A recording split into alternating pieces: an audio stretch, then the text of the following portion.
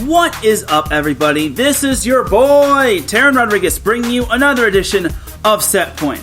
And as always, we have ourselves a jam-packed show as we have a lot to get into in the world of volleyball, such as Loyola of Los Angeles, the Cubs sweeping Mira Costa and winning their first CIF Southern Section Division I Boys Volleyball Championship since 2016, their 13th overall. And the Pro Volleyball Federation has been finalized in terms of the playoffs, as the 4 teams will be duking it out on Wednesday, but only 2 can make it to the final on Saturday at CHI Health Center. Also, the AVP has returned as the Huntington Beach Open is going to be this weekend, and your boy will obviously be in attendance. And the VNL starts this week on the women's side. Will the US be able to return to glory? And this week, iSports Radio turns 10 years old as I'll be counting down the top 10 college volleyball matches that I've attended as the host of Set Point on iSports Radio. So hand me a volleyball, set the net, because I'm about to serve you up some volleyball action here on Set Point. This is Teran Rodriguez bringing you another edition of Set Point here on iSports Radio, your direct feed for all that is sports.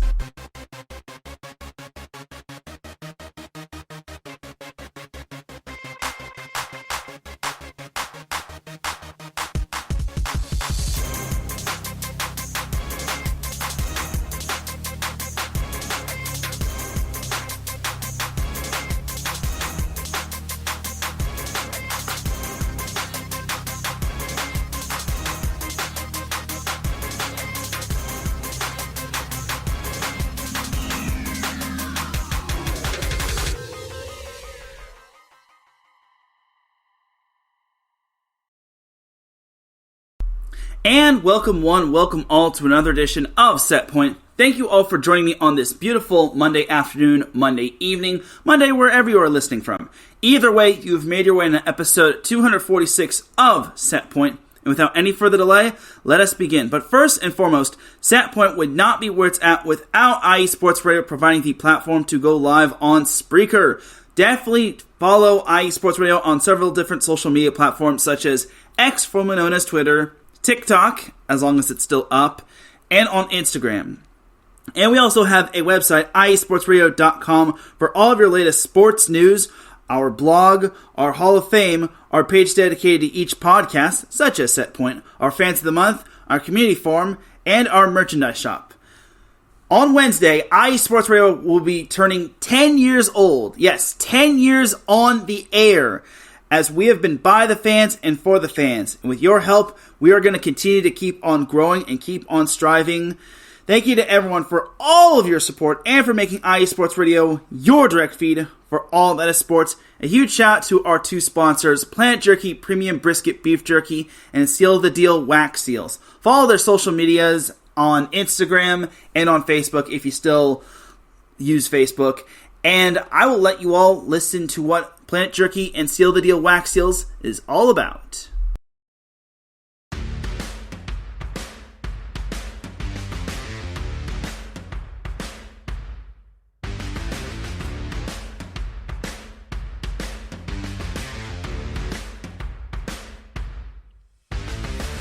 iESports Radio fans, this show is brought to you by Planet Jerky Premium Brisket Beef Jerky. Planet Jerky is the official jerky of the 2022 California League champion Lake Elsinore Storm, Single A affiliate of the San Diego Padres. This all brisket jerky has gluten-free options, contains no MSG, no sodium nitrate, is low in sugar, and high in protein. Go to their website at planetjerky.net and follow them on Instagram at Planet Jerky. Planet Jerky, the jerky that's on a whole other planet.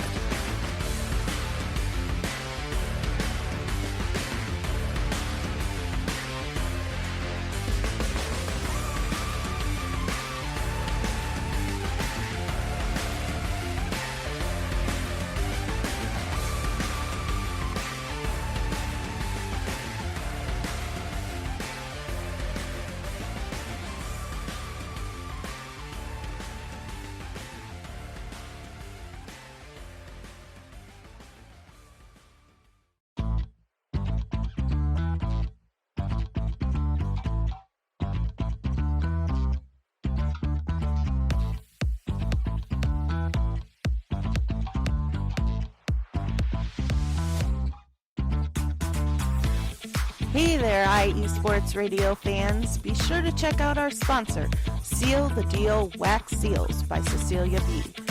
You just finished your very own wedding or baby shower invitations and you're looking for that extra special touch? Maybe you just wrote a letter to a relative or a friend and you want to add to their smile when they receive it. Then seal the deal with Cecilia's handmade sealing wax stamps for your invitations, letters, and gifts. You bring the deal, we'll bring the seal. You can find them on Instagram at sealthedeal_wax stamps and on Facebook, Seal the Deal Wax Seals.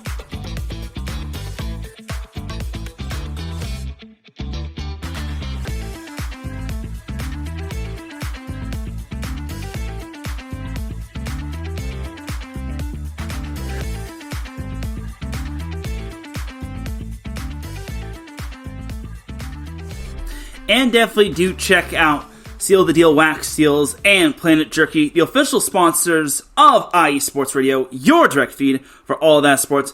And the way you can follow Set Point on social media is on X, formerly known as Twitter, at set_point.ie, and on Instagram, at set_point.IESR. And you can follow me, Teran Rodriguez, on X, formerly known as Twitter, where I'm mainly active, at Teran Rodriguez1.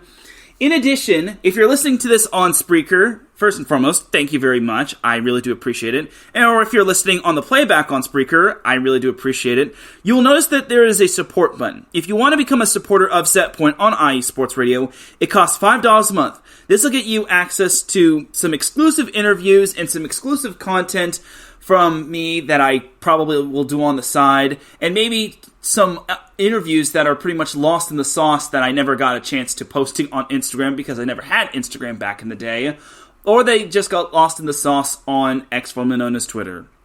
Regardless, if you want to become a supporter of Set Point, it costs $5 a month on Spreaker.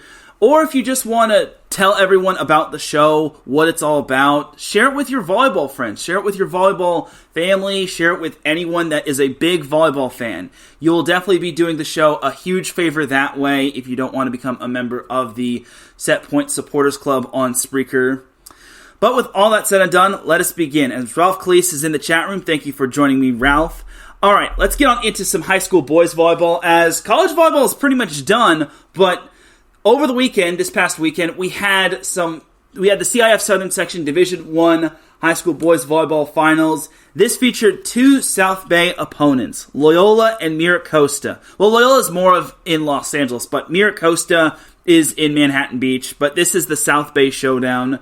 So in the first set, it was quite tight early on, but Loyola just really started to step on the gas once they crossed 10 points. They didn't really look like they were in much danger. Sean Kelly was obviously Sean Kelly, as he is bound for UCLA. They even got a good supporting cast from the likes of Simon Capps, who I'll be talking about in a little bit. Johnny Gosser also had himself a kick save. I want to say it was the first set, and eventually Loyola took that first set 25-21. Mira Costa missed 4 serves, while Loyola only missed 2.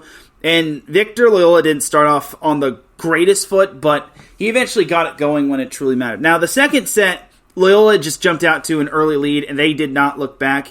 The big thing for Mira Costa is that they got the score pretty much to being close. It was 20-20, but then Mira Costa was just missing serves after serve. And I will just say Mira Costa missing 7 serves really hampered them. I know Loyola also missed 5, but Mira Costa cannot be giving Loyola free points.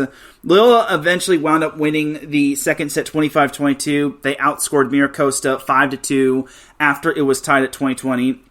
Then in the third set, Mira Costa actually jumped out to an early lead. They actually led 8-5 after a kill from Victor Loyola. Yes, Victor Loyola is, and he's facing the team named Loyola, but his last name is spelt differently. But Victor Loyola actually was cramping for a bit after he just put down a kill, and it looked like the officials charged Mira Costa with a timeout, an injury timeout, because of, obviously, of Victor cramping, which is tough. I am not sure if that was the case, or if Greg Snyder, the head coach, just called timeout just to give Victor a rest, let him catch his breath, and maybe conserve the momentum. But that was the case. Mira Costa eventually led 10-5. It looked like Mira Costa was starting to get their sea legs, but Loyola really, like I said, they stepped on the gas. They eventually led 13-12, so basically they went on an 8-2 run. And Mira Costa was down 21-17, but they went on a 4-1 run, got to within 1 point at 22-21, but Loyola, being the very talented team that they are, they scored 3 straight points. Two from Sean Kelly, and then one being a hitting error from Mira Costa, which trickled off the net and onto the out-of-bounds sideline, which is unfortunate for Mira Costa. Tough way to go out, as Loyola was celebrating like it was 2016. They wound up winning the third set 25-21, as they wound up winning the CIF-SS Division I Boys Volleyball Championship, and they are the consensus number 1 in terms of the nation, whether it's on Max Preps, USA Today / the AVCA, all that sort of stuff. The thing about Loyola and Mira Costa is that there was only one service ace, 2 service aces combined by both teams, but both teams registered only 1 ace. And Loyola missed 8 serves overall. Mira Costa missed 12 by my count, as the Cubs were led by Sean Kelly, bound for UCLA. He had 15 kills. Simon Capps, he's only a junior. He had 10 kills. He was definitely someone that took a lot of pressure off of Sean Kelly. I think his last name is Emmett Smith. He had 4 kills. Johnny Gosser, like I said, he was fantastic at the libero position. He's only a freshman, mind you, and he's filling the void for the one and only. I'm blanking on his name. I'm blanking on last year's libero, but Grant Stewarwall, that's his name, who is not playing college volleyball. So it is what it is. But I will just say, Michael Boley said it best. Every time Mira Costa gave their best, and they gave their best shot against Loyola, Loyola always responded. They always had an answer, and that is what really good teams do. Emmett Martin is his name. Emmett Martin had himself a nice game. He had 4 kills. Hugh Vandewey added 5 kills in the middle. And this looks like a pretty senior-laden group. I wouldn't say it's big-time senior-laden, but it still has some guys. And the big thing about Loyola, the Cubs, is that they didn't have Blake Fallbush, who is a super sophomore. He was really great last year for Loyola, and unfortunately he got injured earlier in the season, and Michael Boley did tell me that Fallbush was just barely cleared to play in terms of jumping and whatnot. So he couldn't jump. So there you have it right there in terms of Loyola, Los Angeles. For Mira Costa, they were led by Alex Hines, who had 14 kills. Now, he was the middle blocker. And I will just say, Mira Costa did a fantastic job of running the middle. In the volleyball world that is starting to become more pin-heavy, I will just say, Mira Costa really utilized their middles quite well, and that is kind of the big thing for Mira Costa. That is my big takeaway. They did an excellent job of running the middle.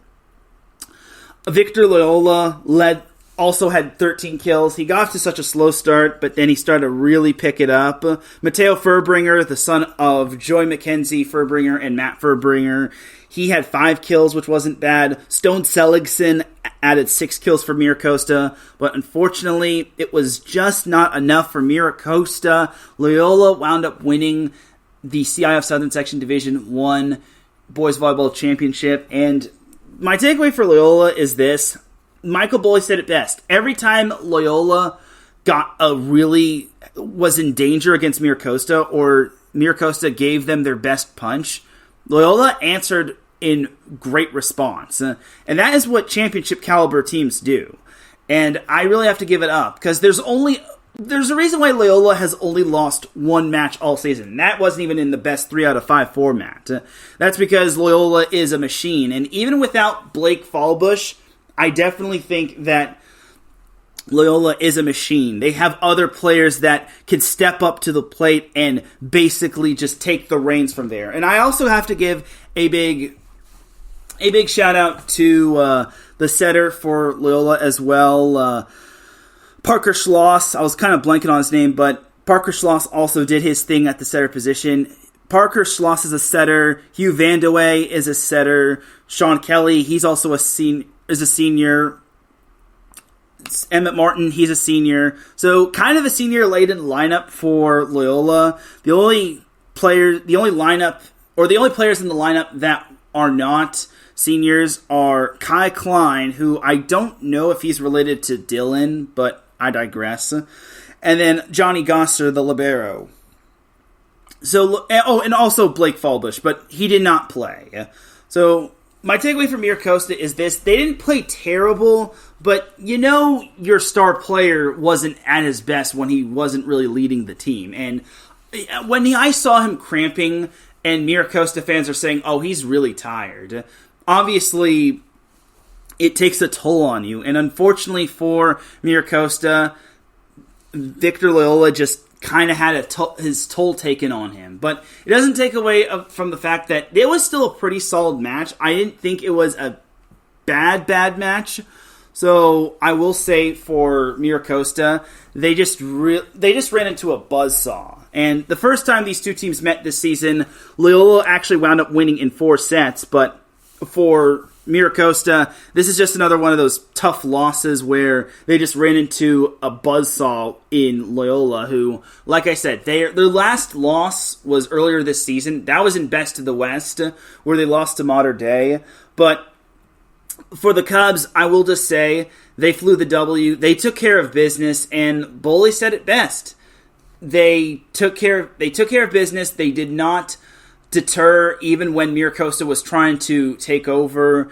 And the big thing is for Loyola is they made sure they got all their other hitters involved. Loyola could not win that match by being one-dimensional, by feeding the ball to Sean Kelly. They had to feed their other players like Simon Capps, Emmett Martin, Hugh Vandeweghe.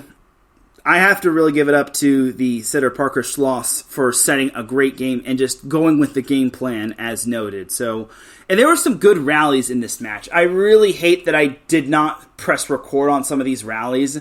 It also sucks that I didn't really have a media pass. Trust me, I'm big time, but I'm not that big time. But it is what it is. So, for Loyola, it was still a great match, but I just wish it could have gone 4. If it had gone 4, I think it would have been, Mira Costa might have had a shot.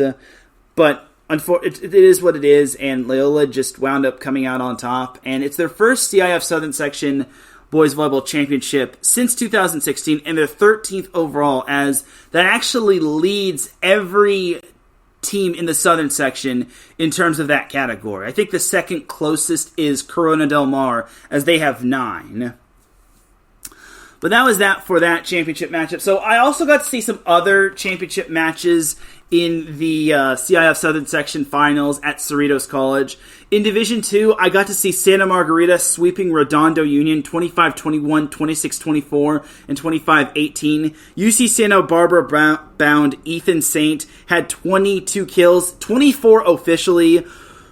Brooks Ignacy added 9 kills. He's only a junior. Fenton Regan, he was so underrated for Santa Margarita. He had 5 kills, but he also had some good serves, and he came up big with some great defensive plays. Redondo Union was led by Bobby Bennett, who had 13 kills. He's a middle blocker, mind you. And my takeaway for this matchup is Santa Margarita, it's been a long time since Santa Margarita has wound up winning a CIF Southern Section Boys Volleyball Championship. Their last one came in 2001, prior to last Saturday, and their last finals appearance actually was 2011, which was my senior year of high school. So I will just say it's been a long time coming for Santa Margarita, and their head coach, Sinan Tanek, he's kind of a volleyball pioneer. He's only been coaching at Santa Margarita for 2 seasons. He also coaches Laguna Beach girls volleyball as well, but I digress in that regard. So my takeaway for Redondo Union is this. Redondo Union kind of showed their youth, and it's unfortunate for Redondo Union because they hadn't won a CIF Southern Section Championship in boys volleyball prior to going into that match, and their last finals appearance was 2006, and their head coach Kevin Norman said it best. He wishes that his team could have gotten the job done because he loves that group. I will also just say Redondo Union will be back next year. Most of those players are really talented, and they are underclassmen. It's mainly a team comprised of juniors and sophomores. And this guy was kind of an unsung hero, Drew Blair. He shifted from libero to outside hitter in the second set, and he was ripping serves. And that was a great move by Kevin Norman, putting Drew Blair at outside hitter for all 6 rotations. And that's what good coaches really do.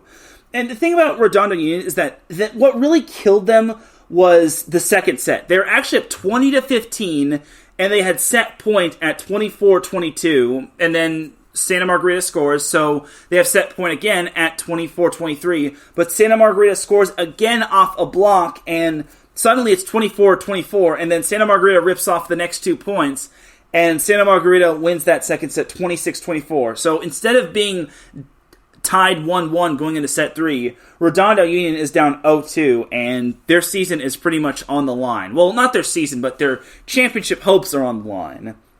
What also didn't help Redondo Union is that they missed 5 serves in sets 1 and 3. If Redondo Union doesn't miss 5 serves, the third set was a little lopsided as it was 25-18, but the Seahawks definitely had their chances in the first set as well as the second set. The second set was what really killed Redondo Union. But for the Seahawks, it's just a very tough loss for them. But they will be back on the big stage, and I will also just say they could probably be in Division 1, because how Division 1 and Division 2 works is there's like 40 teams in Division 1 and 2, and the top 8 teams advance to the Division 1 bracket while everyone else gets dumped into the Division 2 bracket, as long as you qualify for the playoffs, whether it's finishing in like the top 3 or 4 in league, or you have a 500 record or better, and you apply for an at-large. If you're under 500 or you finish outside of your league's requirements, then you're out of the playoffs. Your season's done. Goodbye. Anyway, but Redondo Union will be back. I definitely think they have a great team. Another CIF Southern Section boys volleyball final I got to see was St. Margaret's and St. Clemente, where the Tartans wound up sweeping St. Clemente 25-22, 25-22, and 25-20. Stanford-bound outside hitter Reed Wainwright, he had 22 kills, and which is what I got. Beckett Harvey was an unsung hero. He had 5 kills, but he also came up with some big serves and big blocks. Luke Ballion also had 5 kills as well. Jack Loper led St. Clemente with 12 kills. Kai Schmidt, who's also bound for Stanford, he had 10 kills. But unfortunately for St. Margaret's, for St. Clemente, St. Margaret's kind of had the playoff experience, and playoff experience so really matters. Out of the entire team, there were 3 players that were on St. Margaret's CIF Southern Section Championship run from the previous year in 2022. 2022, St. Margaret's also wound up winning it.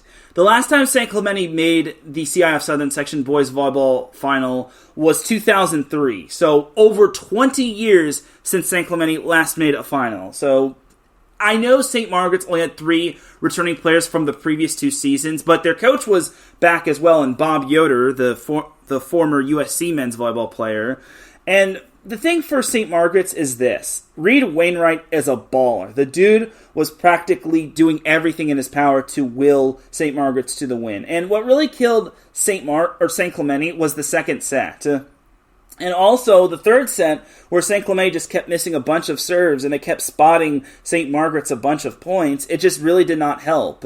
I thought St. Margaret's really served tough. And St. Clemente didn't serve bad, but missing 5 serves in that third set really hurt them. And having no finals experience does not help against a team that's been to the finals the past 2 seasons.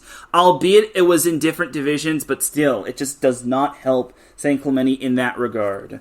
But St. Clemente should be back. They lose 2 starters, according to one of their assistant coaches. That's what he told me.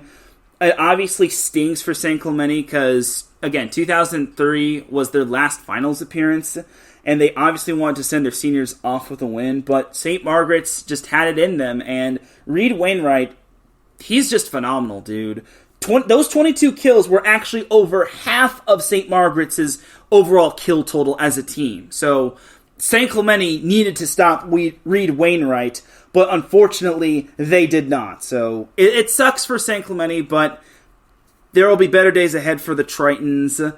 As the CIF SoCal Regionals are this week, it's not the CIF State Playoffs in boys volleyball, which really sucks. But next year there will be CIF State boys volleyball, just like there isn't girls volleyball. Thank goodness.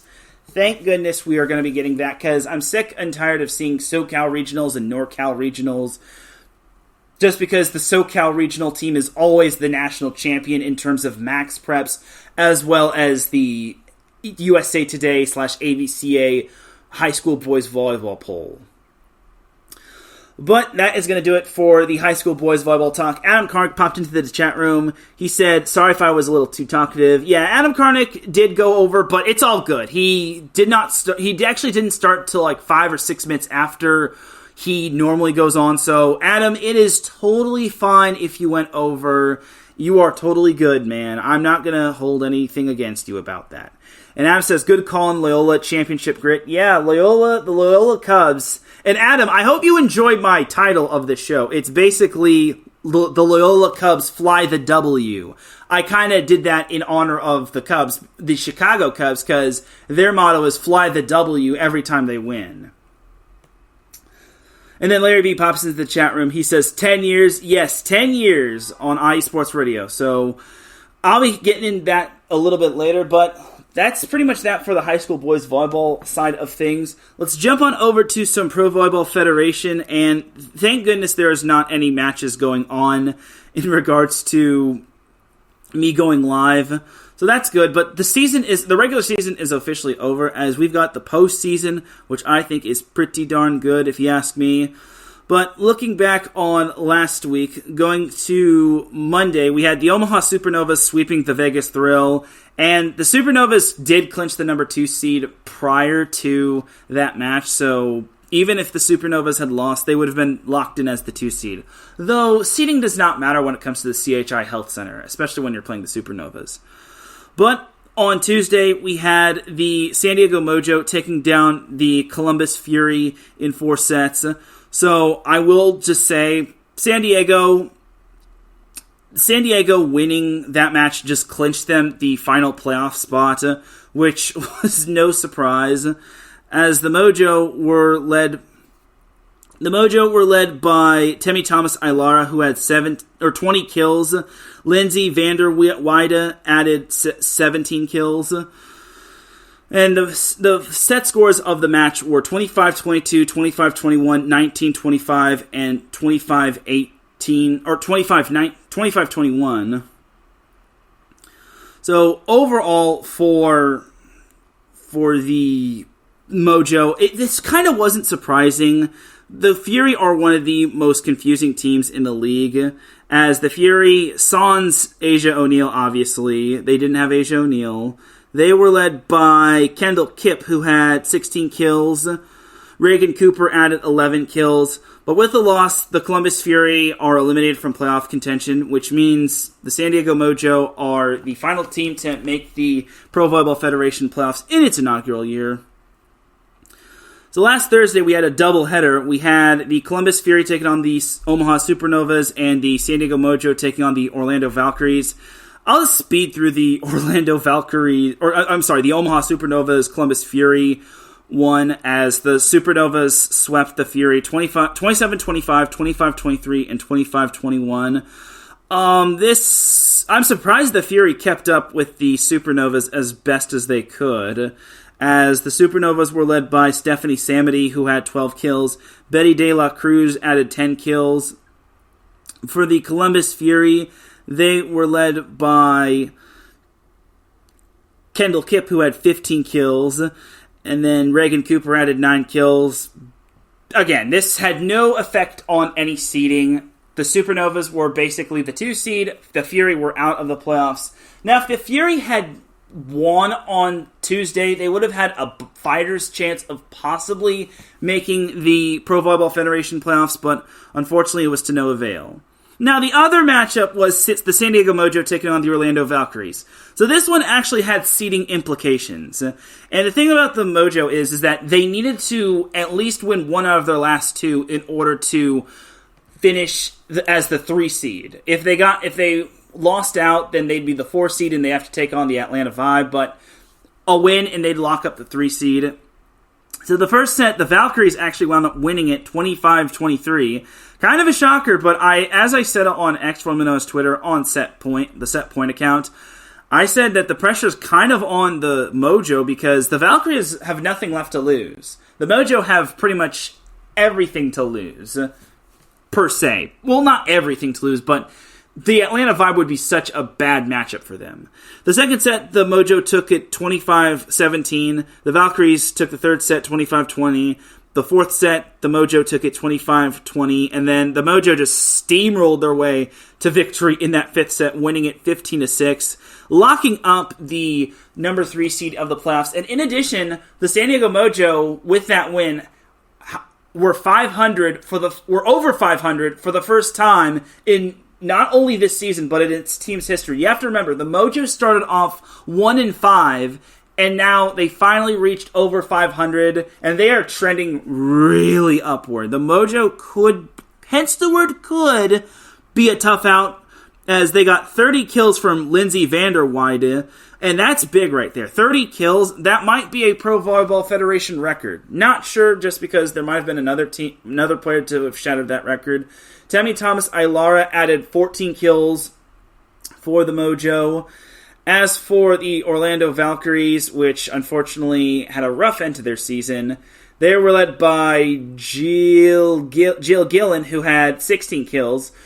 The Valkyries as a team had 4 different players with 10 or more kills, as Kaz Brown added 14 kills. The Valkyries also got 13 kills from Ajani Teeler, and then Courtney Schwann added 11 kills. Unfortunately, it was just not enough for the Valkyries, as it was just a tough end to their season. But let's just say it wasn't as tough as an end as they thought it was. So the last 2 matches were... Saturday there were 2 matches which didn't have any really seeding implications. It was just the San Diego Mojo taking on the Columbus Fury and the Orlando Valkyries taking on the Vegas Thrill. For the Thrill and the Valkyries, this was basically the battle of who wasn't going to finish at the bottom. And then for the Mojo and Fury, this was just one more playoff warm-up. This was just a playoff warm-up for the Mojo. So for the Valkyries Thrill, the Valkyries actually wound up sweeping the Thrill 26-24, 25-18, and 25-15. It was actually the Valkyries' first ever sweep in team history, which I think is pretty darn cool if you ask me. So great job to the Valkyries, winning on their home floor and ending their season on a positive note. Courtney Schwann led the way for the Valkyries with 11 kills. Michaela White and Jill Gillen both added 10 kills. And then adding 9 kills was Ajani Teeler. For the Vegas Thrill, which had gotten really hampered in terms of injuries for the most part, they were led by Hannah Maddox, who had 16 kills. Yes, Hannah Maddox, not Hannah Pukas. Hannah Maddox. She had 16 kills. Peyton Caffrey added 12 kills. As both the Valkyries and the Thrill ended their season, both teams actually finished 8-16, which is just a big fat ouch. But they weren't the only ones that finished 8-16. The San Diego Mojo wound up beating the Columbus Fury in 4 sets, as the Fury wound up winning the first set 25-22, the Mojo won the second set 25-20, and they won the third set 25-22, and then the fourth set, oh, how the Fury would love to have that fourth set back. But the Mojo took that fourth set 31-29, as the Mojo have won their last 3 matches, and again, they're trending really upward, as they, like I said, they could be a tough out for the playoffs. But I imagine the Mojo were kind of resting starters and putting in different lineups, as Morgan Lewis led the Mojo with 12 kills. Valeria Papa added 9 kills. For the Fury, I imagine Kendall Kipp led the way in that category, as she had... Sorry. She She only had 2 kills. I'm sorry. So, yeah, she only had 2 kills, but I imagine that was probably just resting her because she's going to be on the U.S. national team. And I think she just got introduced to a new volleyball professional league that's outside of the U.S. Reagan Cooper was the one that led the Columbus Fury with 22 kills. Adding 15 kills was Janasia Moore, as the Fury, just like the Thrill and the Valkyries, they ended the season 8-16. So it was a 3-way tie for 5th place, aka the bottom of the totem pole. Which, I hate to say it like that, but the Fury finishing 8-16 is probably the worst thing, because they finished on a 5-match losing streak, and there was a point where they looked so great until they lost, I think, 9 out of their last 10, or 10 out of their last 11. So, unfortunately for the Fury, it's just how the ball bounces. Also, losing Asia O'Neal to the U.S. national team doesn't help matters. Also, not having Megan Courtney Lush didn't help matters down the stretch as well. That would have been so big. But it is what it is for the Columbus Fury, and they'll be back on the big stage. I really think as long as they stay healthy, as long as they keep their big-time players, I think that the Columbus Fury will definitely be back on the big stage, vying for a playoff spot. But that's that for the regular season, and now we are in the we're now in the playoffs, which I think is pretty darn cool, if you ask me. So the playoffs will be starting on Wednesday, as of this recording. All of the matches are going to be played at CHI Health Center. So Wednesday will be the Atlanta Vibe taking on the Grand Rapids Rise at 7 p.m. Eastern Time, 4 p.m. Pacific Time, 5 p.m. Central. And then the Omaha Supernovas, the host team, will be taking on the San Diego Mojo at CHI Health Center at 9:30 p.m. Eastern Time, 6:30 p.m. Pacific Time, 7:30 p.m. Central. All right, time to preview some playoffs. Playoffs? Anyway, so the Atlanta Vibe versus the Grand Rapids Rise. You know, I really like the Grand Rapids Rise. They have some good firepower. There's a reason why I did not mention the Grand Rapids Rise versus the Omaha Supernovas match. It was because both teams played different lineups and they rested certain starters for the playoffs. And that match was a throwaway. Had the Grand Rapids Rise seen the San Diego Mojo lose out, and then let's say the Columbus Fury also lost out to the Omaha Supernovas, then I could see the Grand Rapids Rise playing a lot of their starters. But the Grand Rapids Rise beat the Omaha Supernovas in 5, so it didn't really matter because the Rise were locked in as the 4 seed. The Supernovas, like I've mentioned, they were locked in as the 2 seed. So there you go. That's why I didn't mention the Fury, or not the Fury, the Rise versus the Supernovas match, because that one was kind of a throwaway. Ever since the Mojo beat the Orlando Valkyries, that was pretty much where the playoff seeds were locked in. But for the Atlanta Vibe versus the Grand Rapids Rise, alright, so I'm a firm believer in what the Grand Rapids Rise could do. But I will also just say, the Atlanta Vibe are just playing some good volleyball. But the Rise do have a win over the Vibe. This one's going to be so tough to predict. I think the Rise are definitely a dark horse to win it all. I mean, there's only 4 teams. But of the 4 teams, I would say that the Rise are probably the most dark horse-ish. Depending on who they're playing. But I think the Vibe is going to pull off the win. The Vibe will pull off the win. I just think the Vibe has too much firepower. Yes, they didn't have a match this past week, and I know they're a little rusty, but who cares? I mean, the Rise clinched their playoff spot the previous week in week 15, where they took down the Mojo. So they obviously haven't played their starters for a lot. So I think the Vibe, in my opinion, will ultimately come out on top against the Grand Rapids Rise. But don't expect an easy match for the Vibe. I think the Rise are going to really bring it to them. Claire Chaussee is a freaking beast. And then for the second semifinal, we have the Omaha Supernovas taking on the San Diego Mojo. Alright, so this matchup is going to be probably the most fascinating of the two, just because the Mojo have such a great story going for them. The Mojo started, like I said, they start off 1-5. It looked like they were going to be one of the worst teams in the league. No offense to the Mojo, obviously. But I will also just say, they've really turned it around. They've really turned heads. The turnaround for this team has just been so incredible. The fact that they find ways to win in 5 sets, in their 5-set matches, are kind of the key to them making the playoffs instead of missing it or being the 4 seed. So my thing for the Mojo is, if they just play their brand of volleyball, they might have a shot against Omaha. That being said, Omaha is the home team. This is being played at CHI Health Center, which is kind of the home arena for Creighton and whatnot. And let me just say, the Omaha Supernovas have one of the best attendances in not only the Pro Volleyball... Well, they obviously have the best attendance in Pro Volleyball Federation, but they have the best attendance in maybe the nation, on average. I mean, the only one that kind of rivals them in terms of attendance for volleyball matches is probably Nebraska, but, you know. But in my years of covering volleyball, I've never seen attendance being on average of like 9,000 plus people per match. That being said, even though it's a Wednesday and it's like a work night and whatnot, I still think CHI Health Center is going to be packed.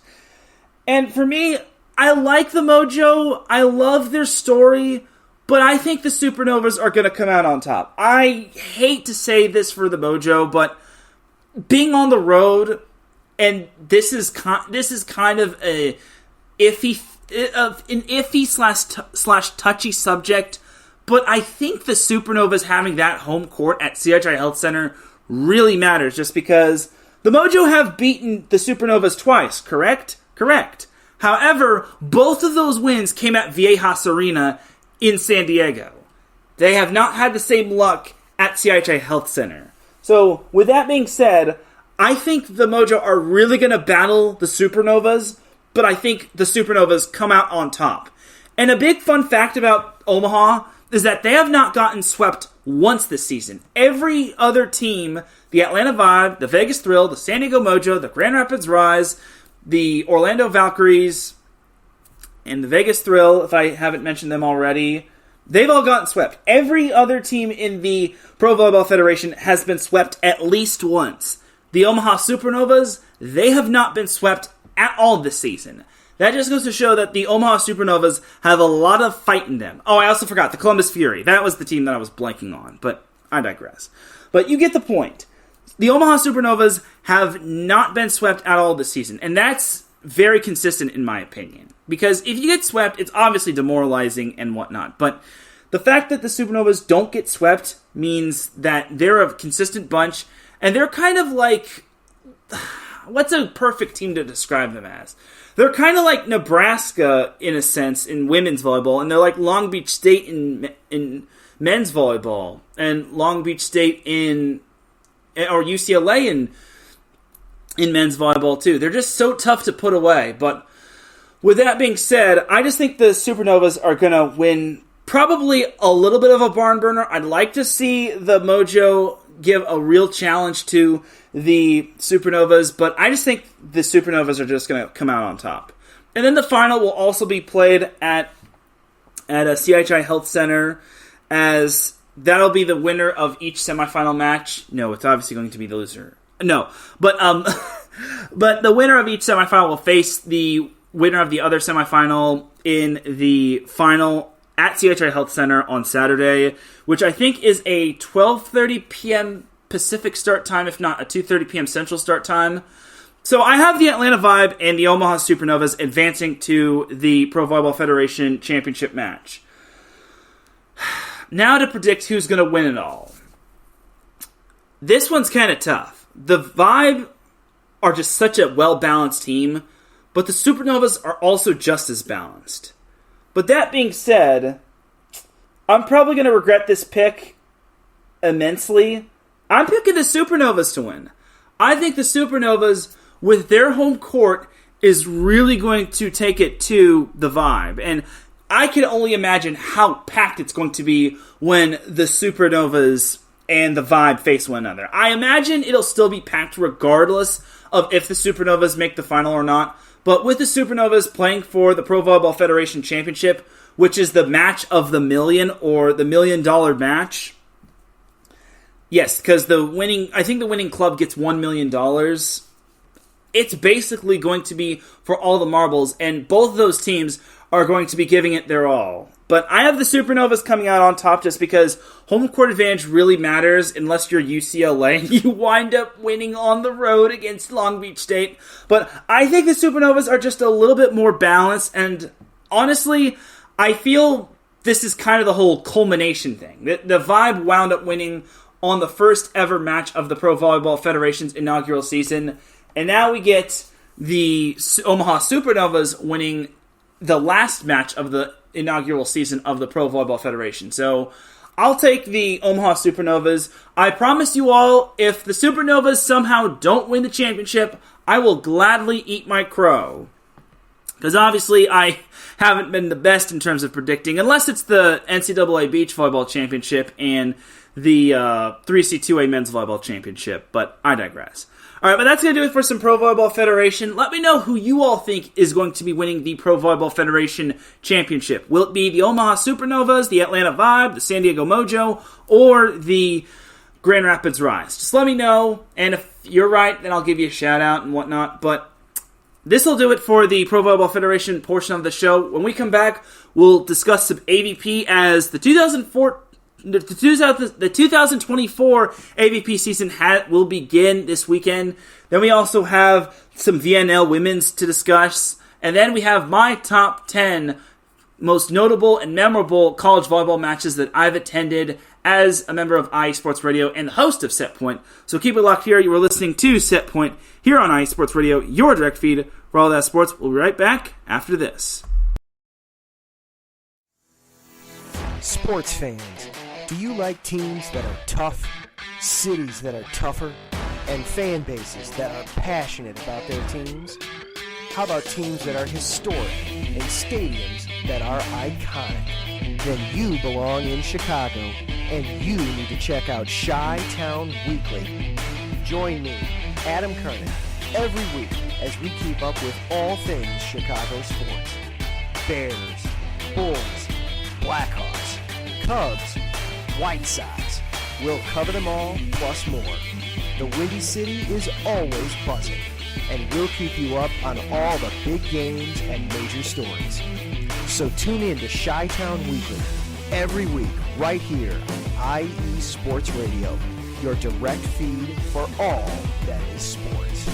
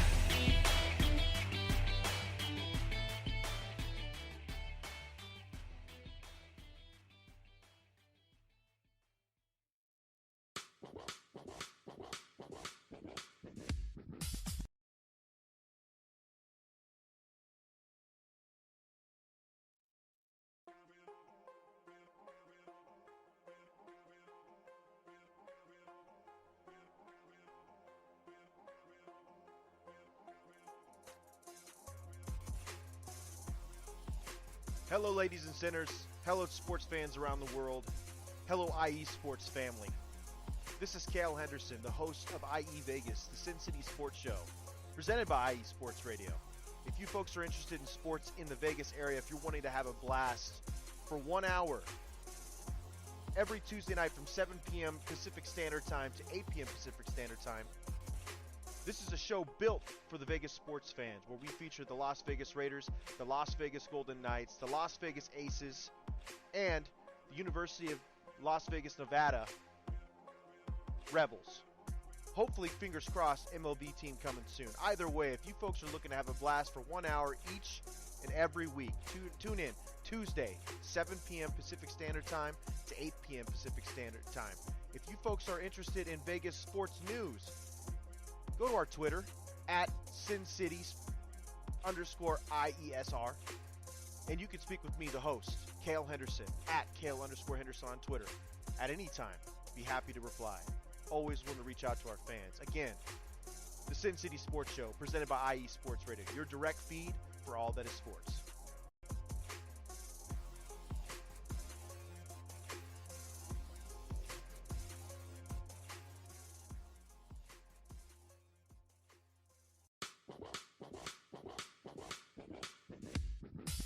Hello, sports fans. It's me, your boy Larry B, and I want to walk you through the world of sports. No, not just the mainstream major TV deal type sports, although those are important too. But let me be your guide through your journey of all sports, from college to the pros, the minors, and everything in between. Each week, we are talking sports galore with true diehards just like you from a hardcore fan's perspective that's sure to quench your thirst around leagues you may know all too well and some you may even discover here. That's right, sports fans. If you love sports of all kinds, enjoy hearing amazing sports stories, and respect all sports because you know how difficult any of them can be to play or compete in, then this is your show. Join me, your boy Larry B, on The Defining Moment each week here on IE Sports Radio, your direct feed for all that is sports, and let the sports come to you.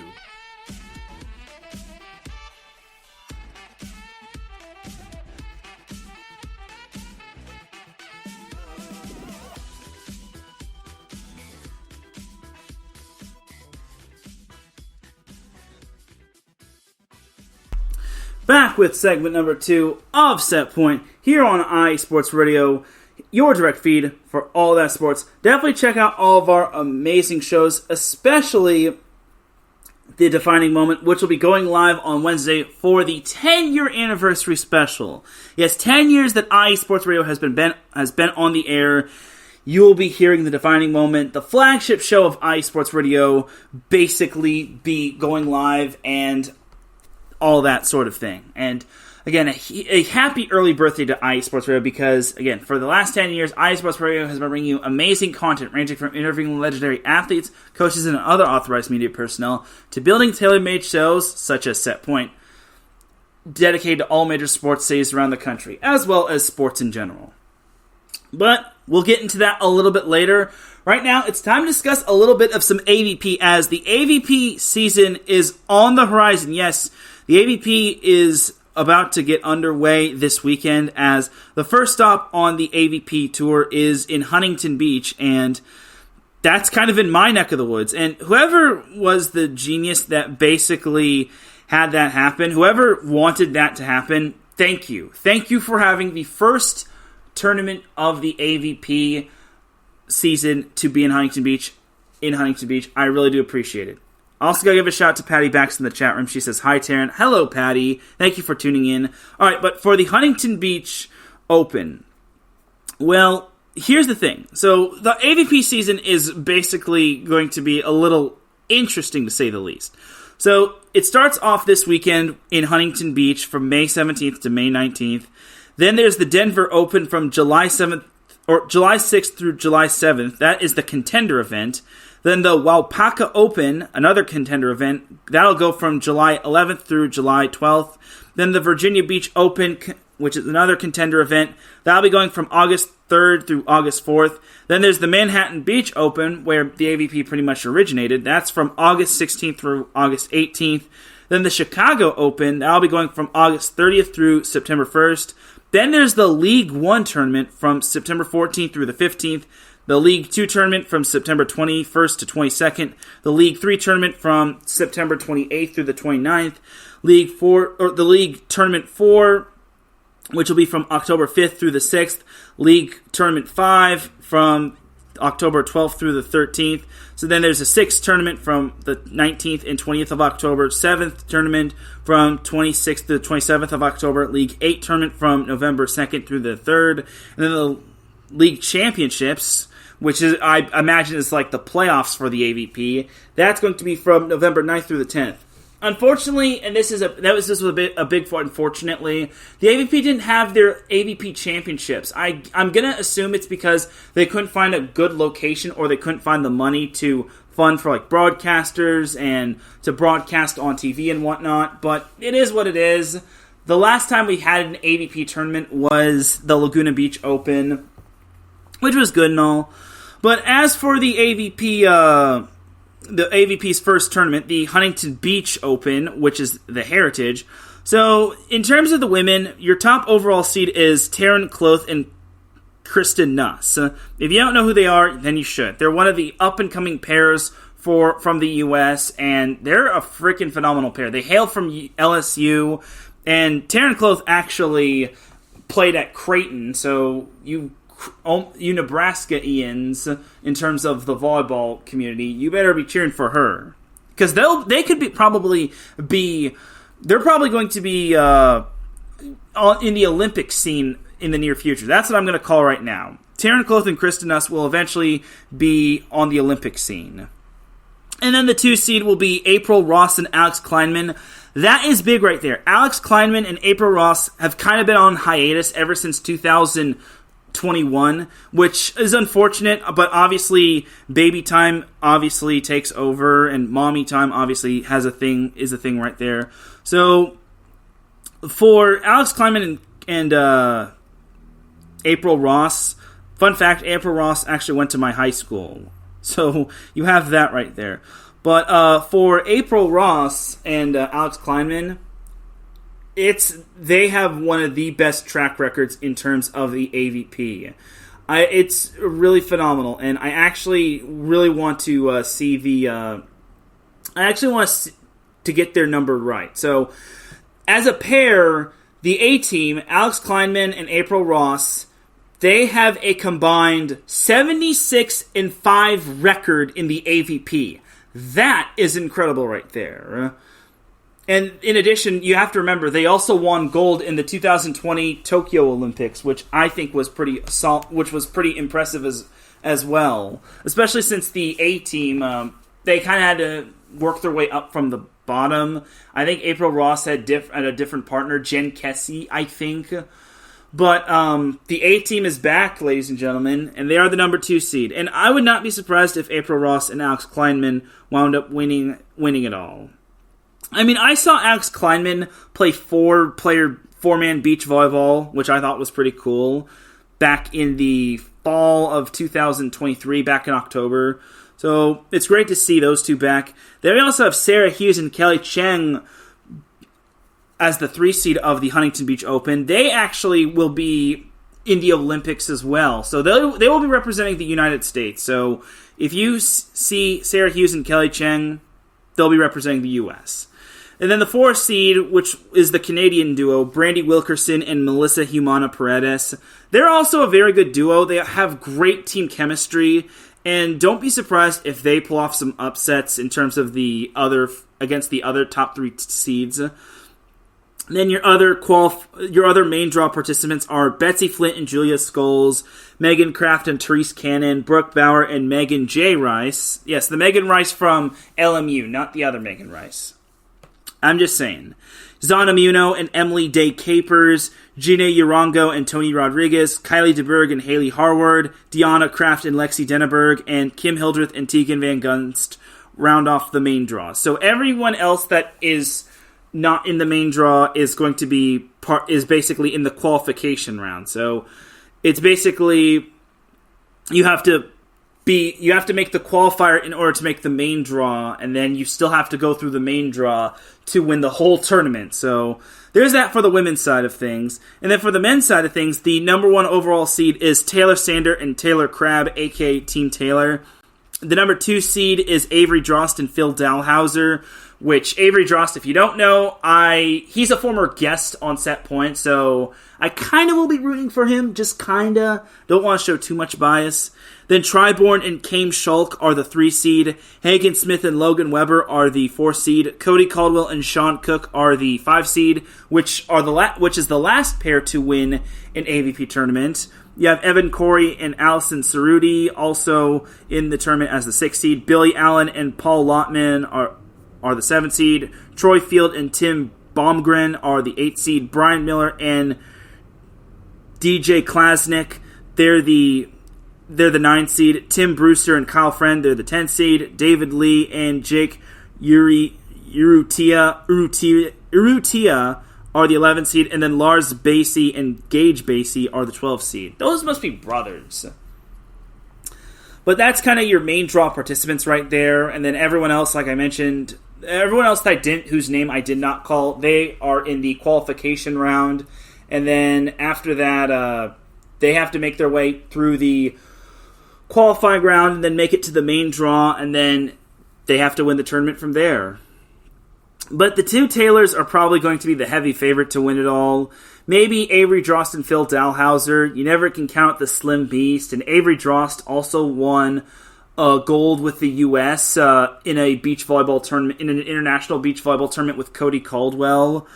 Tri Bourne and Kame Schalk are also pretty darn good as well. Cody Caldwell and Sean Cook are also a good duo. Can't count out Hagen Smith and Logan Weber. So I think the Huntington Beach Open is going to open up a lot of surprises for everybody. I really think that this is going to be a fun way to open up the AVP season. And hopefully I haven't gotten word on if I'm going to have a media credential. If for some reason I don't, I will be rather sad. Because how am I supposed to grow the game of volleyball if I'm not going to be getting all sorts of good angles of the game? Like, come on. And I refuse to pay for having one of those box seats and whatnot. I'm sorry, but if the tournament is free for people, then I don't need to pay a dime. And I will find a way to get my interviews with the champions. I refuse to let a technicality get in my way. All right, but that is going to do it for the AVP portion of the show. I will be around probably on Friday, Saturday, and Sunday. If I'm not going to be there Friday, I'm for sure going to be there Saturday and Sunday. Bet on it. I will for sure be there on Saturday and Sunday. Nothing will get in my way. Nothing's going to stand in my way. I will be there at the AVP Huntington Beach Open this Saturday and Sunday at the very least, if not maybe Friday. I do have work, but it does not matter because I plan on getting there and catching me some AVP action. All right, there you go. All right, but that's going to do it for the AVP portion of the show. Let's talk a little VNL action. So, in terms of the VNL for the United States, the women open up action on Wednesday when they take on Thailand. So this is actually, they play at 4:30 p.m. Eastern time. So the time that is displayed is 4:30 p.m. Eastern time. That is on Wednesday when they open up the VNL. Then the day after they play China. And this is actually being played at Rio de Janeiro, Brazil. So Thailand is on Wednesday at 4:30 p.m. Eastern time, which is 1:30 p.m. Pacific time. Then China is the same time, but it'll be the day after. And then the US plays the host team, Brazil, on the 17th at 8 p.m. Eastern time, which is 5 p.m. Pacific time. And then they close off the first round of the VNL on Sunday when they take on the Dominican Republic at 1 p.m. Eastern time, 10 a.m. Pacific time. So, looking at the U.S. roster, they also will be having a little bit of an exhibition match. This was actually announced on April 25th, where they get to face the Netherlands, which is number 10 in the nation, not once, not twice, but 3 times on July 10th, 12th, and 14th. I've already got my plans scoped out, and I'm hoping to attend as a member of the media. I just need to get into contact with BJ Hopner Evans, which I actually connected with at the NCAA Men's Volleyball Championship.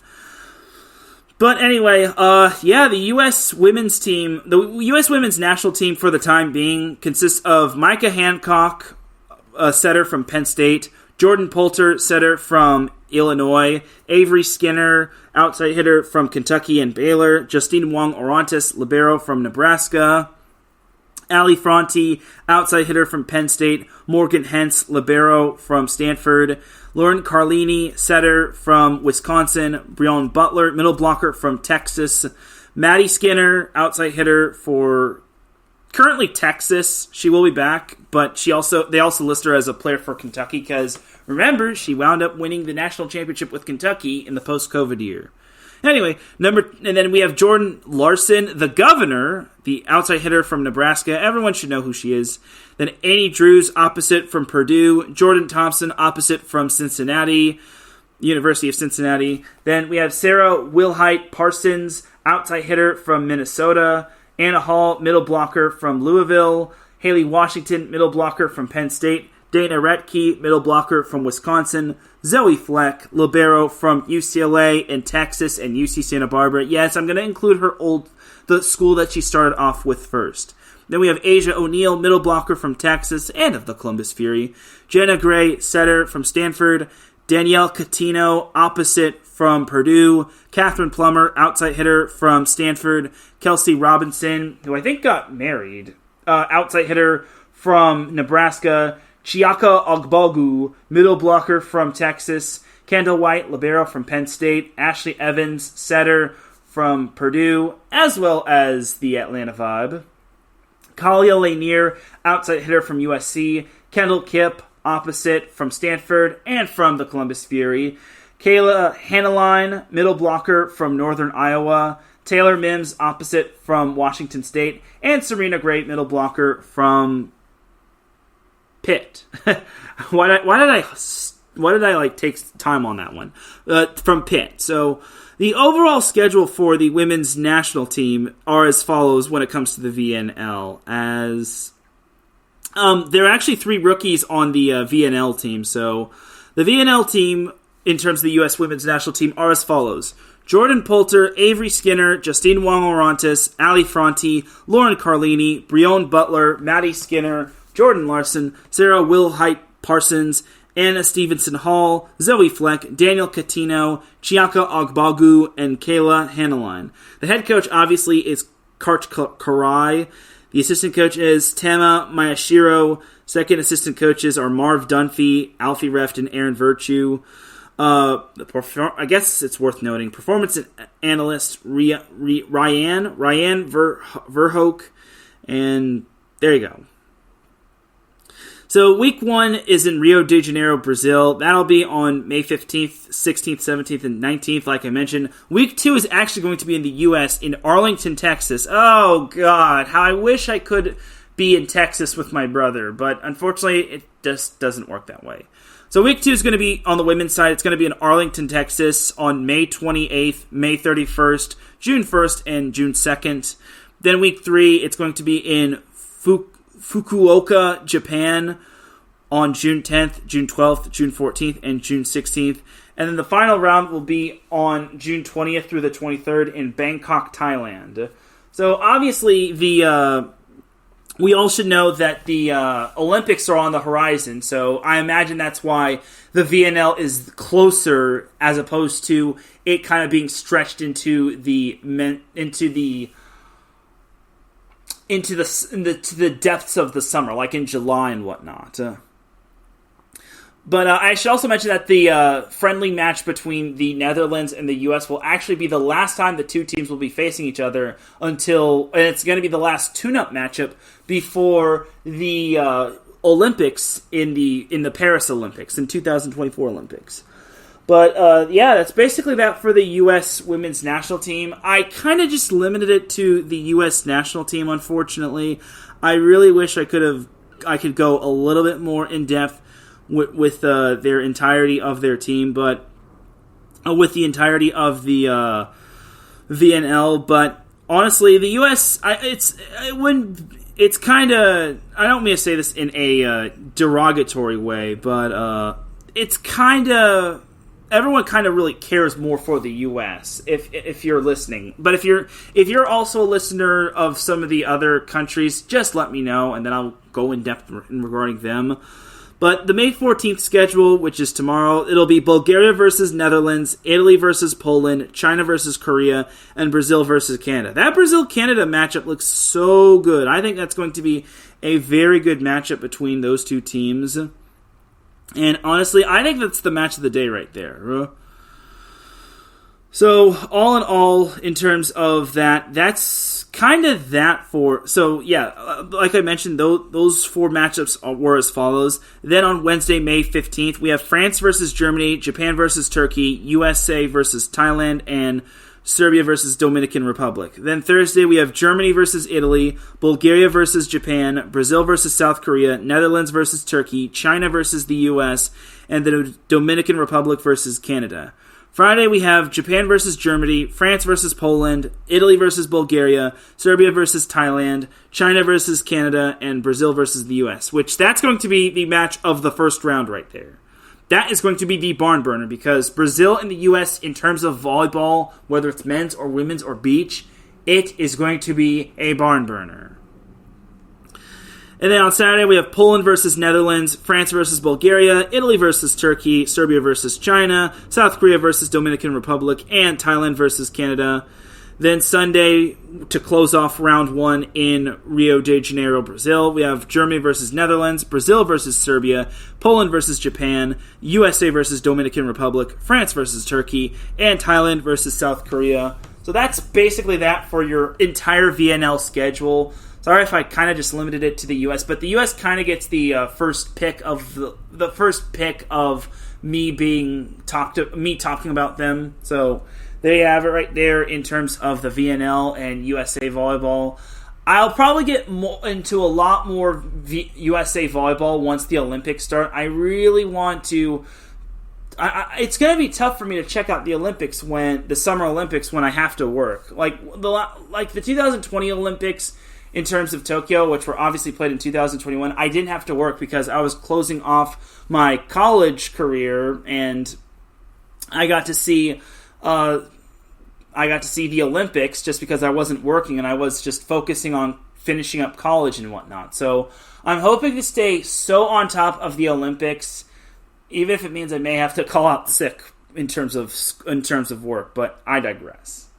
All right, but that is that for the VNL. So before we get on out of here in terms of Set Point.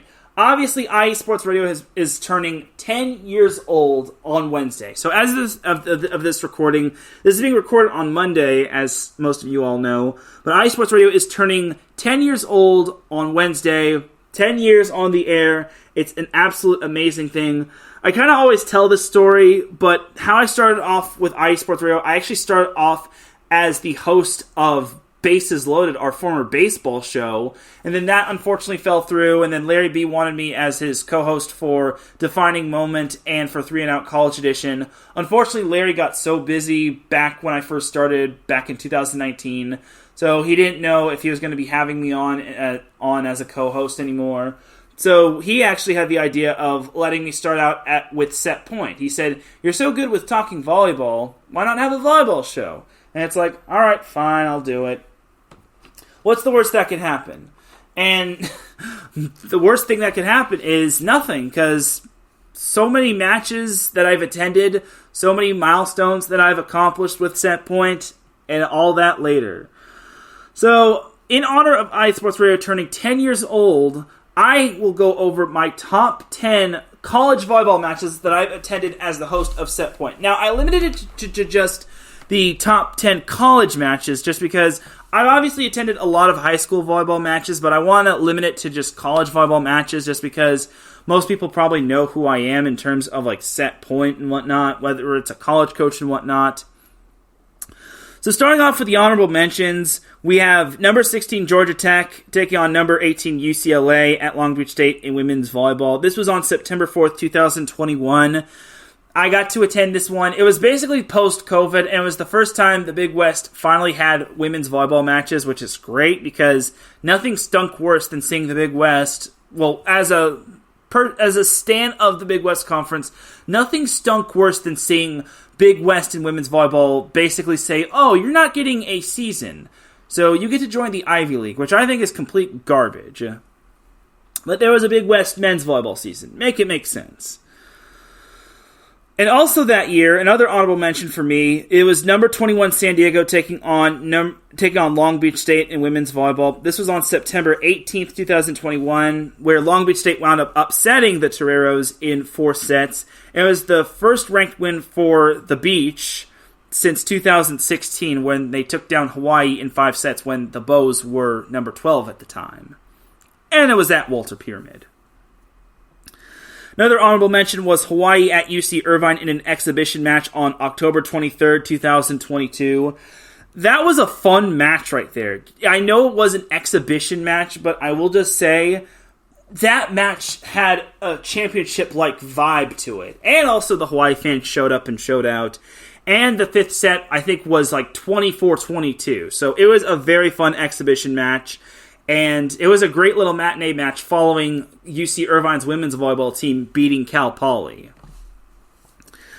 Another honorable mention is number 1 seed Hawaii playing number 3 seed UC Irvine in the Big West Conference Men's Volleyball Championship at UC Irvine. It was my first time attending a Big West or any conference tournament championship match altogether, and Hawaii did not disappoint as they took down UC Irvine in 4 sets as they denied UC Irvine a spot in the NCAA tournament, and eventually Hawaii wound up going on to the championship match where they lost to the eventual champion UCLA, which is won back-to-back. And then the last honorable mention was number 4 Penn State at number 3 Long Beach State in men's volleyball on January 29th, 2022. By the way, the Big West Conference Men's Volleyball Championship match occurred on April 22nd, 2023. So Penn State at Long Beach State on January 29th, 2022 is the first time I've ever gotten to see Penn State in terms of men's volleyball. And it was such a fun match. I got to meet Mark Pavlik.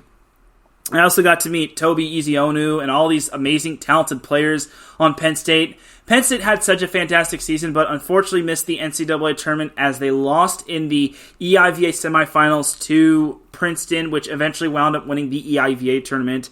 That was such a heartbreaking end for Penn State because I think they were the first one out in terms of missing the NCAA tournament, but I digress in that regard. All right, number 10 on my top 10 college volleyball matches that I've attended as a member of iSports Radio / the host of Set Point. Number 1 Masters College at number 3 Vanguard at Calvary Chapel High School, February 24th, 2024. This was my first NAI men's volleyball match that I've attended since 2020, before COVID-19 happened. As this was played at Calvary Chapel High School, if this would have been a whole lot higher if the match wasn't played in a high school gymnasium with a low ceiling, which is very unfortunate, but it was a great match as Vanguard, the host team, or the home team, wound up reverse sweeping the number 1 team, Masters College, which I thought was very impressive, as Will Anderson showed why he was an All-American. Ryan Smith also came up big as the setter. It was just a fantastic match, and that kind of is what got me hooked on to covering the NAIA. And also I got to meet one of my other followers on Instagram, Ezra Vlad of Golden West Men's Volleyball, as he's going to be going to the Masters College too, and I'll get into that a little bit later. Then coming in at number 9 of my top 10 college volleyball matches that I've attended as the host of Set Point and as a member of iSports Radio is 3 seed Cal Poly versus 6 seed UC Davis in the Big West Conference Tournament in women's volleyball. This was a quarterfinal match, and UC Davis was the 6 seed, while Cal Poly was the 3 seed. Davis actually took the first 2 sets, and then Cal Poly, being the very talented team that they are, they took the next 2 sets, and then the 4th set was very tight. Cal Poly was up 14-11. UC Davis wound up saving 2 match points, but unfortunately for Davis, they lost the match off of a free ball into the net, and that ball just needed a little bit more juice, and then maybe it could have probably gone to deuce and whatnot. But that was a very memorable match. I thought it was a much memorable quarterfinal than Long Beach State UC Irvine. No offense to those two. They really gave it their all as well. But for Cal Poly UC Davis, this was actually the second time in the span of a week that the two teams met. And that the previous match went 5. And for Cal Poly, they wound up winning in 5 as they were the Cardiac Queens. Then coming in at number 8, we have number 1 Long Beach State at number 4 UC Irvine in men's volleyball. This occurred on April 12th, 2024. I forgot to mention that the Cal Poly UC Davis match occurred on November 22nd, 2023 at Long Beach State. But for Long Beach State UC Irvine, the reason why this is on my top 10 is because UC Irvine wound up winning this match. But it wasn't the case of down goes number 1. It was the case of UC Irvine needing to win this match in order to have a fighting chance at making the NCAA tournament. They knew that they either needed to win the Big West Conference tournament or they needed to bolster their resume. And Long Beach State getting swept was really big for UC Irvine. UC Irvine sweeping Long Beach State was huge because it was also UC Irvine's senior night, and they sent out their seniors off with style. UC Irvine eventually wound up making the national tournament semifinals, or the NCAA tournament semifinals, where they lost to the eventual champion UCLA in 5 sets. But UC Irvine is going to be back next season. They have Halir Heno, the ABCA Player of the Year, returning. I really think that UC Irvine can only go up from here. Coming in at number 7 is 3-seed San Diego Mesa at 1-seed Orange Coast in the 2024 3C2A Men's Volleyball State Championship. This was played on April 27th, 2024. So history was made when it came to this match. I actually got to run the scoreboard because I'm that guy. But for this matchup, Orange Coast College wound up winning their 20th match, and they wound up winning the state championship, and they swept San Diego Mesa. And in addition, that was their third straight state championship in a row. And in addition, Orange Coast also wound up winning the school's 100th state championship, which I thought was pretty incredible. So I was kind of a part of history right there. It was just so amazing. I was like, wow. Because the last time a team went undefeated and wound up winning the state championship in 3C2A men's volleyball was 2006, when Long Beach City did it to LA Pierce, which was the previous team that did it beforehand. So Orange Coast College men's volleyball wound up making a lot of history that day. So I'm glad to have been part of it. I'm glad I got a little bit of a clip of the last point. And I gotta give kudos to Orange Coast College men's volleyball. Travis Turner, as Kevin Birch said, he is the John Wooden of 3C2A men's volleyball, and there is no debate for that. Then jumping over to number 6 of my top 10 college volleyball matches that I've attended as a member of iSports Radio and the host of Set Point, that happens to be number 1 Hawaii at number 2 Long Beach State in men's volleyball. This occurred on March 16th, 2024. So as we all know, Hawaii lost Spiros Hakas, I think it was the week before they played Long Beach State in a 2-game series at Long Beach State. This attendance had over 4,000 in attendance, a little over 4,000, which I thought was pretty incredible.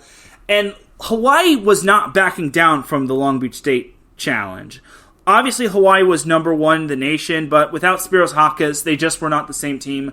But in the second match, I missed the first match because of another match that I attended, a high school boys volleyball match that I attended.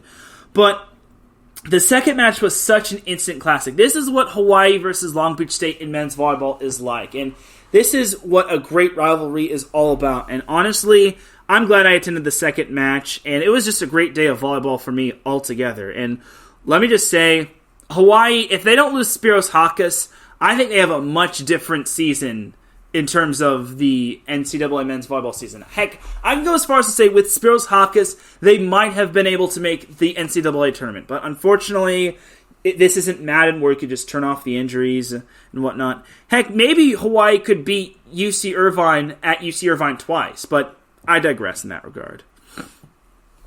Then getting over to the top 5, we have number 4.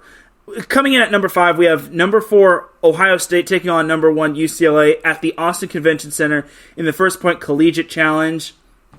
Unfortunately, my lazy butt decided to not record the date of this. This took place on a Friday on January 13th. Yeah, January 12th. I'm sorry, January 12th, 2024. This is my first ever time attending the First Point Collegiate Challenge, and it was held at the Austin Convention Center near the University of Texas. I was very impressed with this matchup, not just because Ohio State reverse swept UCLA, but it was just a barn burner overall. It featured some of the best athletes, and it's unfortunate that it was live streamed on a subscriber-based website, but in Baller TV, but I will just say, this just goes to show that men's volleyball is so underrated, and it deserves the national recognition for events like this. Oh, and also, Ohio State reverse swept the number 1 team in the nation. I had to throw that in there. Then coming in at number 4, we have 1 seed Long Beach City taking on 3 seed Orange Coast at El Camino College in the 2023 3C2A Men's Volleyball State Championship. Alright, Long Beach City, as we all know, in 2022, they were pretty much the juggernaut. They lost their first match of the season to Irvine Valley, but then they ran the table. They were just dominating teams from left to right. They didn't even have the definition of 5-set match in their vocabulary. That is until they ran into Orange Coast College, where they were the 3 seed. Some didn't even expect OCC to be in the state championship. Heck, some even thought that they weren't even going to get to the Final Four. But they did, despite starting a bunch of newcomers, and OCC wound up taking down Long Beach City in 5 sets in an instant classic. Sebastian Lara was named the tournament MVP, and unfortunately, and I think that match took place on April 27th, 2023. Yeah, April 27th, 2023, because I remember that was the day before the NCAA tournament. But that was such a fun matchup right there. That was such a great matchup regarding Long Beach City and Orange Coast. I know I have 2 junior college matches on here, but I will just say junior college deserves just as much coverage. Deserves the coverage. It deserves a little bit of some national spotlight. And it's partially thanks to Ezra Vlad, who reached out to me where he said, hey, I'm on the Golden West College men's volleyball team. Any chance we can get you to come to our matches, and any chance we can get you to cover some 3C2A on your volleyball podcast? And then I basically just said, sure, I'll talk about y'all, and I'll talk about the 3C2A and whatnot. It was some good filler. So the fact that Long Beach City unfortunately lost was not the unfortunate thing. It was that was actually their coach's last match. So Jonathan Charette was the previous coach of that team, and he built a dynasty with Long Beach City. Unfortunately, he stepped down due to personal things. He wanted to spend more time with his family. As Angel Nikolov took over, he took Long Beach City to the Final Four, wound up losing to OCC. But back to the state championship match in 2023, Orange Coast was pretty much a big underdog, but they managed to pull out the victory. Sebastian Lara had himself a big game. Miles Henderson, a big match. Brock Henderson, a big match. Something to note for Brock Henderson, he missed a major chunk of the season due to breaking his arm in practice. Yeah, I'm not kidding you. He did break his arm in practice, which is so unfortunate. And I have to give credit to Landon Seymour. Also, Hide Nakamura was the libero for Orange Coast, but he got moved to outside just because Travis Turner, the head coach, wanted him in all 6 rotations, as Tyler Vetter actually took over at libero as well. So that was a big switch for Travis Turner, because Long Beach City actually did not see that coming on their scouting report. So for Orange Coast, again, Travis Turner is the John Wooden of 3C2A men's volleyball, and absolutely nothing can take that away from him. Then coming in at number 3, we have number 1 Texas at Long Beach State in NCAA women's volleyball. This took place on August 25th, 2023. So this was my first ever time seeing the number 1 team in women's volleyball go down. And I was expecting at least, hopefully, Long Beach State to put up some sort of first match, but little did I know, Asia O'Neal actually did not play because she had a broken foot, and that was so unfortunate. Now, I imagine if Asia O'Neal did play, she might have led Texas to the victory, but it is what it is, and Long Beach State took down number 1 Texas in 4 sets with Tyler Hildebrand as the head coach. Elise Agee was able to put down the match-clinching point. I also got to see Long Beach State storm the court. Well, the students at the very least. That was just a very big win right there. I think there was near 4,000 in attendance, which I thought was so amazing.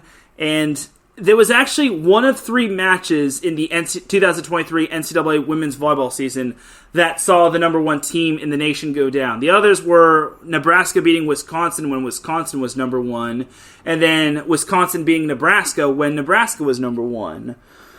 So it was unfortunate that Long Beach State missed the tournament. I think that their super bad loss was when they lost to CSUN, but that was when they did not have Savannah Chacon. And if they have Savannah Chacon in that match, I know she's only a libero, but she is a libero that moves the needle for Long Beach State. If Long Beach State has Savannah Chacon, I can go as far as to say they don't lose that match.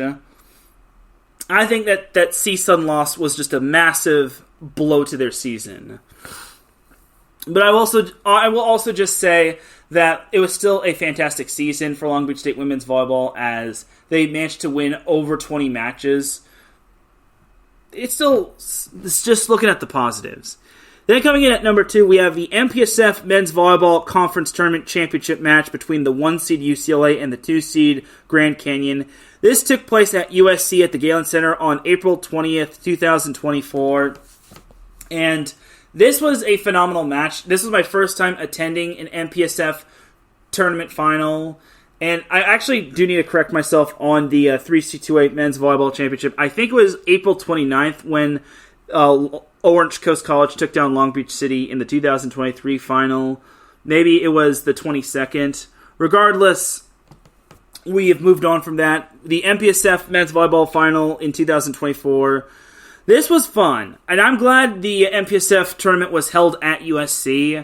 I definitely made the promise to go see Grand Canyon at least once, and thankfully I did. And thankfully I got to see Grand Canyon making history because they took down UCLA in 5 sets, and they wound up winning their first ever, not only, I think it was their first ever conference tournament and their first ever MPSF conference tournament, which I thought was pretty incredible if you ask me, just because, well, for starters, Grand Canyon is had a fantastic team, and it was a long time coming for them.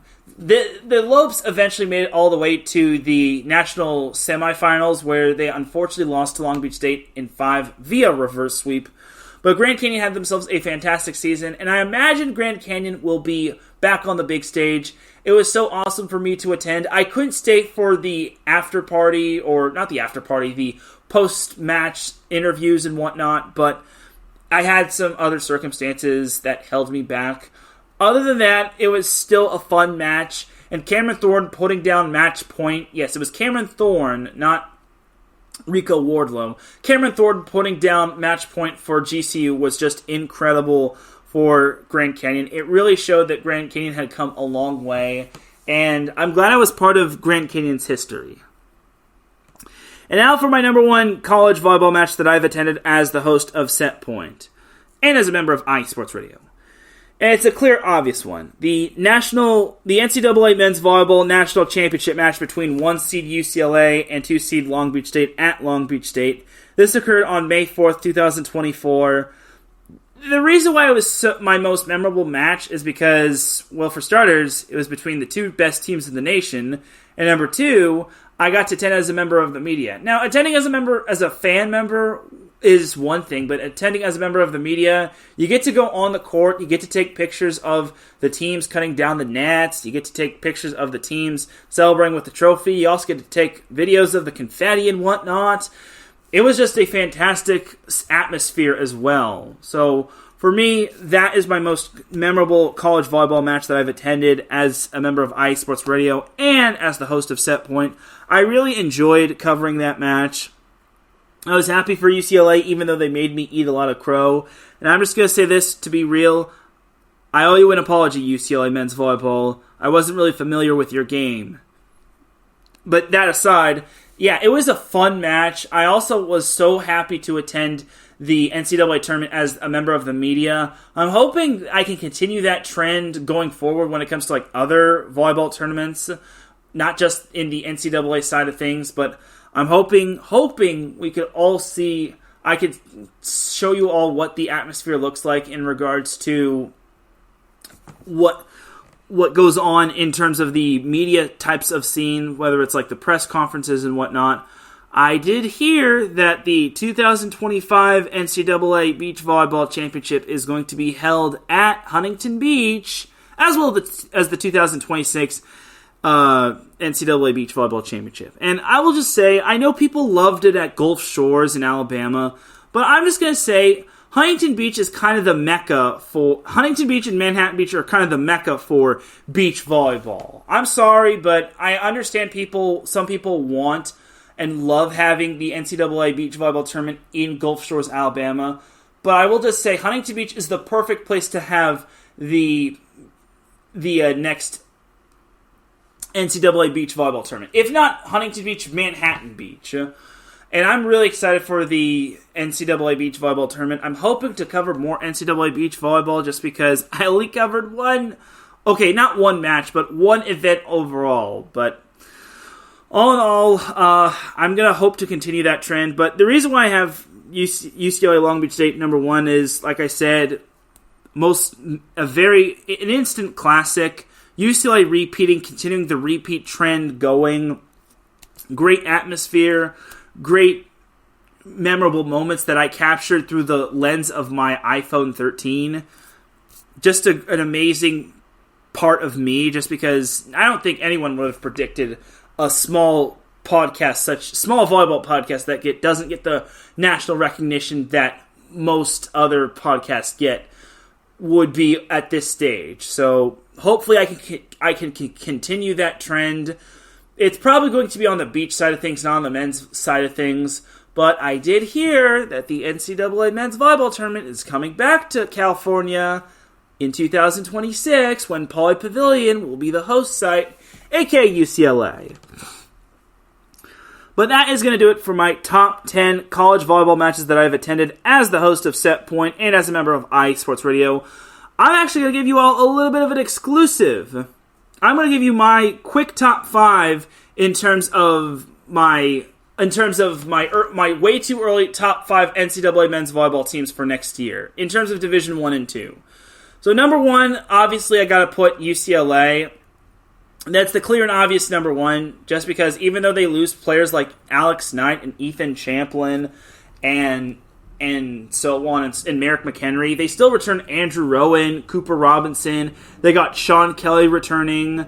The only thing I will say is that they got to figure out the libero position ASAP. Like, please figure out your libero position, UCLA. And then number 2, in terms of my way too early top 5 NCAA men's volleyball teams, I got Hawaii. Hawaii obviously will lose Spiros Hakas, but with Tread Rosenthal returning and Luis Sakanoko returning, I think this team can be pretty solid. Obviously, they lost Keone Tim to BYU. Guilherme Voss is playing professionally. Spiros Hakas is playing professionally. But I think, for me, Hawaii always reloads instead of rebuilds. Then coming in at number 3 is UC Irvine. Now, UC Irvine can actually jump to number 2 if Halir Heno does not, and I repeat, does not go on to play professionally like Alex Nikolov did. But if UC Irvine's Halir Heno goes on to play professionally, then I have UC Irvine at number 3. But the reason why I have UC Irvine so high is because I think, for me, UC Irvine is going to be a tough team to contend with. I think they have their setter penciled in with Joe Carlos. They return a majority of their players, like I think Connor Campbell returns, Will Darcy returns, Max Grigoriev returns, Nolan Flexen, he returns. Their only big question mark is the libero, but that could be figured out with time and precision. And then jumping in at number 4 of my early top 5 NCAA men's volleyball teams is Long Beach State. Now, Long Beach State might be a little bit high, per se, but I will just say they still return Simon Torwey. They also return Simon Torwey, Skylar Vargas, Sotiris Chapanis. Sorry, I'm blanking on all these names. It just goes to show that NCAA men's volleyball season is over. Their only big question mark will be their setter. And they also return Darius McRaven. And then the only big question marks will be the setter and the libero.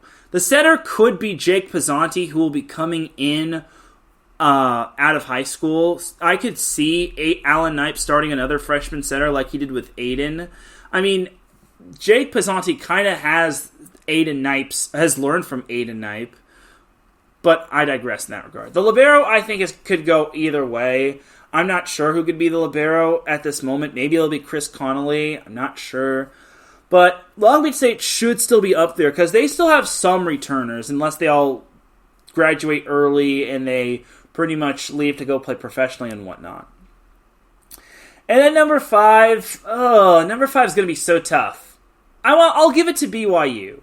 I think BYU is going to be good. They return a good amount of players, and they have Keone Tim.